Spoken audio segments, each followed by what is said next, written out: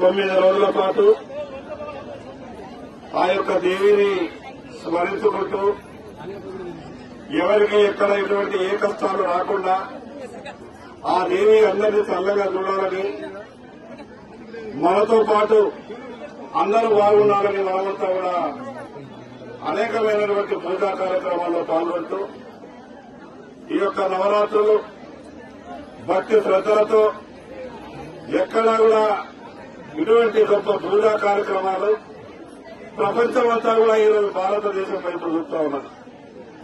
మన దగ్గర జరిగేటటువంటి ఈ యొక్క కార్యక్రమాలు ఈ యొక్క ఆధ్యాత్మిక చింతనలు ప్రపంచంలో ఎక్కడ ఏ మతానికి కూడా ఇంత గొప్పగా ఆలోచనలు లేవు.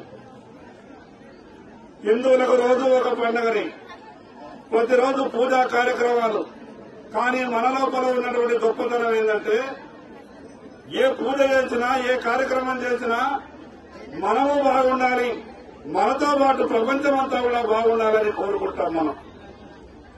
నేను ఇక్కడికి వచ్చినటువంటి సందర్భంలో భారతీయ జనతా పార్టీకి సంబంధించినటువంటి మిత్రులంతా నాయకులు ఇక్కడ ఉన్నటువంటి అమ్మవారికి మందిరాన్ని కట్టించాలనంటే మొన్ననే 20 లక్షల రూపాయలతో ఇక్కడ మందిరం మంజూరు చేస్తున్నారు. ఇక్కడ ఉన్నటువంటి ఈ ప్రాంత వాసులందరికీ పేరు పేరున విజ్ఞప్తి చేస్తా ఉన్నా.